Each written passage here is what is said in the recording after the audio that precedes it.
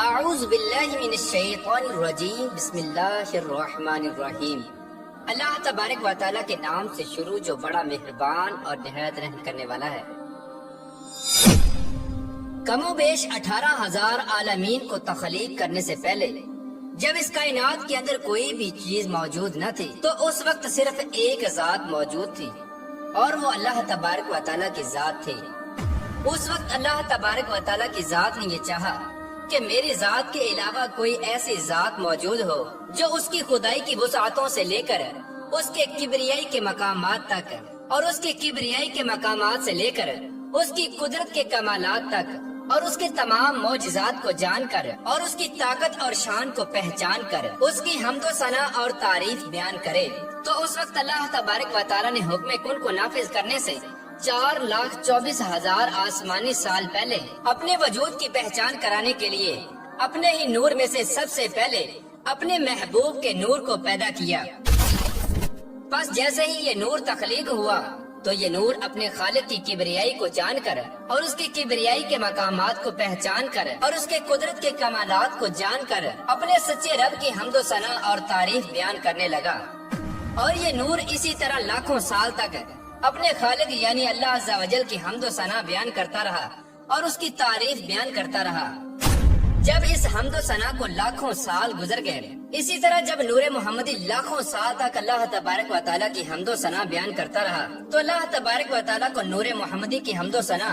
اس قدر پسند آئی کہ اللہ تبارک و تعالیٰ نے اپنے محبوب کے نور کو عزت کے اعلیٰ مقامات عطا کرنا چاہے تو اس وقت اللہ تبارک و تعالیٰ نے اپنی شان کے مطابق ایک حکم جاری کیا اور اس حکم کے نتیجے میں 12 حجابات وجود میں آ گئے۔ اور جب یہ 12 حجابات وجود میں آ گئے تو یہ نور اسی طرح ان 12 حجابات میں بھی جا کر اللہ تبارک و تعالیٰ کی حمد و ثنا بیان کرتا رہا اور اپنے حقیقی رب کی تعریف بیان کرتا رہا۔ اللہ کے حکم سے اس نور کے لیے جن 12 حجابات کو وجود میں لایا گیا ان حجابات کے نام یہ ہیں: نمبر 1 حجاب قدرت، اور نمبر 2 حجاب عظمت، اور نمبر 3 حجاب عزت، اور نمبر 4 حجاب غیبت، اور نمبر 5 حجاب جبروت، اور نمبر 6 حجاب رحمت، اور نمبر 7 حجاب نبوت، اور نمبر 8 حجاب کبریا، اور نمبر 9 حجاب منزلت، اور نمبر 10 حجاب رفعت، اور نمبر 11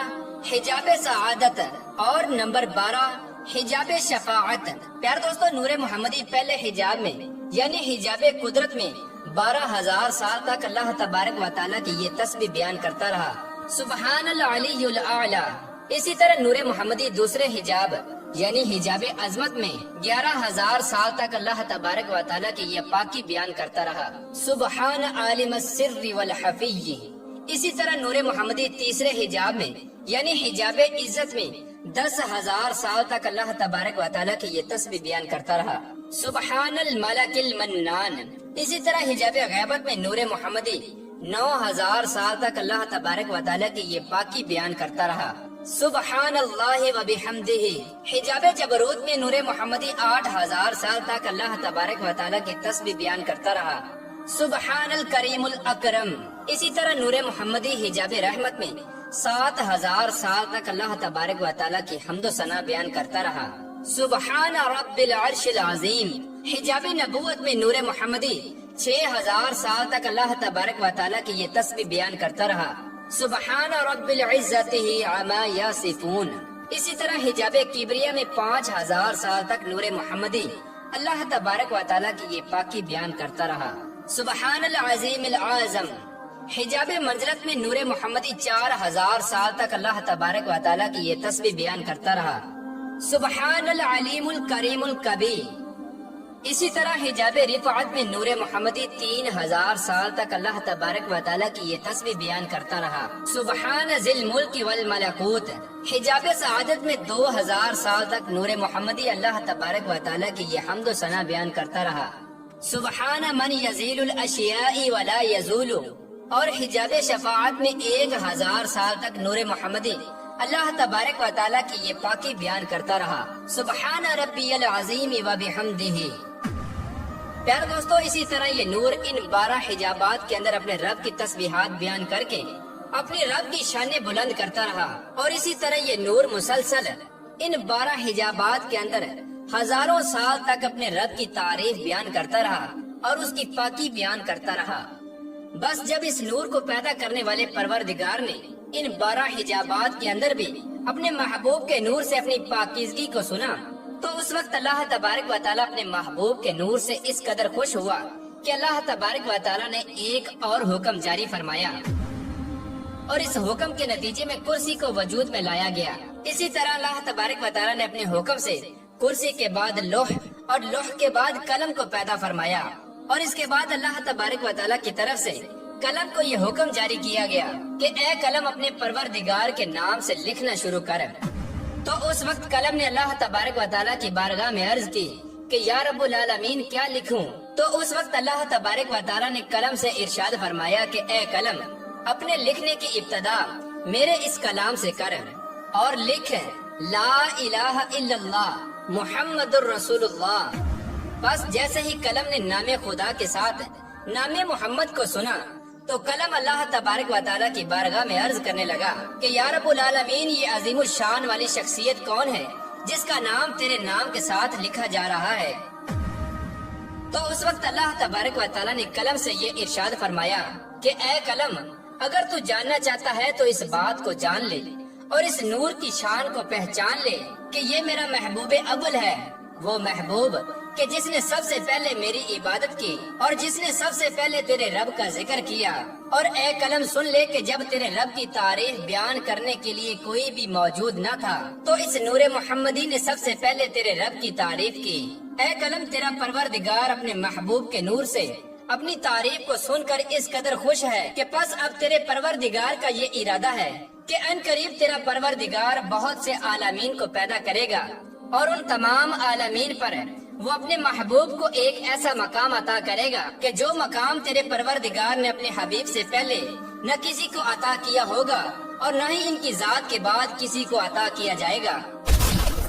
پیارے دوستو، اس طرح اللہ تبارک و تعالیٰ نے سب سے پہلے اپنے محبوب کا تعارف قلم سے کروایا، اور پھر اس تعارف کے بعد نام محمد کو سب سے پہلے لوح محفوظ پر اللہ تبارک و تعالیٰ کے نام کے ساتھ تحریر کیا گیا، اور یہ نام محمد 4000 آسمانی سال تک لوح محفوظ پر نور کی طرح چمکتا رہا۔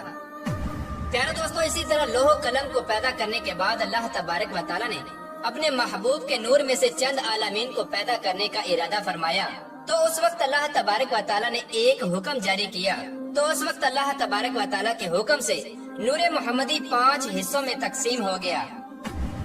چنانچہ اللہ تبارک و تعالیٰ نے اپنے حبیب کے نور کے پہلے حصے سے عرش کو پیدا کیا، اور دوسرے حصے سے آسمانوں کو پیدا کیا گیا، اور تیسرے حصے سے چاند اور زمینوں کو پیدا کیا گیا،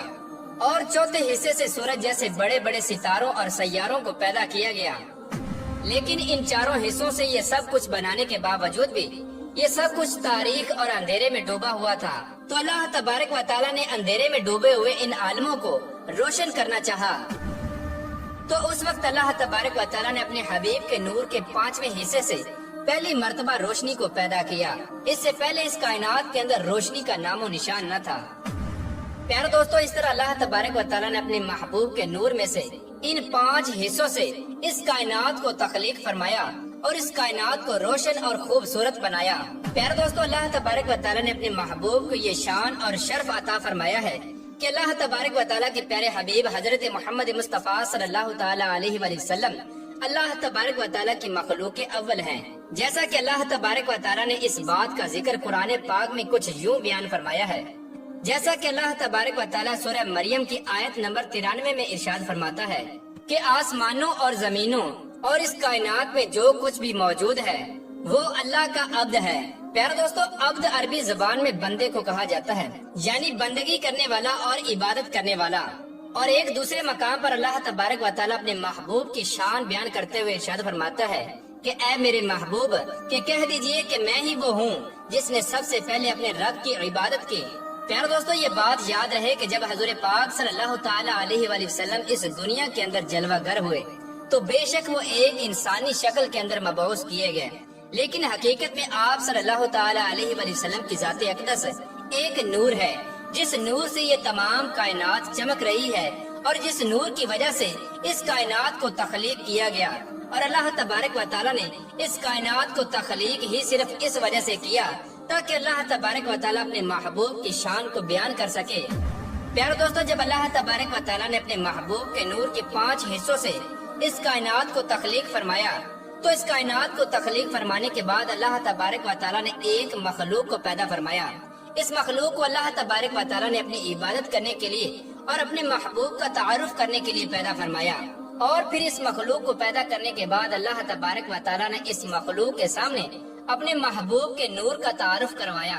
پیارے دوستو، اس کے بعد اللہ تبارک و تعالیٰ نے ایک اور عالم کو پیدا کیا، اور اس عالم کے اندر ایک اور مخلوق کو پیدا کیا، اور پھر اس دوسری مخلوق کو بھی پیدا کرنے کے بعد اللہ تبارک و تعالیٰ نے اس مخلوق کے سامنے اپنے محبوب کے نور کا تعارف کروایا۔ پیارے دوستو، اسی طرح مخلوقات کو پیدا کرتے کرتے اللہ تبارک و تعالیٰ نے بے شمار مخلوقات کو پیدا کیا، اور ہر مخلوق کے سامنے اللہ تبارک و تعالیٰ نے اپنے محبوب کے نور کا تعارف کروایا اور اپنے محبوب کی شان کو بیان کیا۔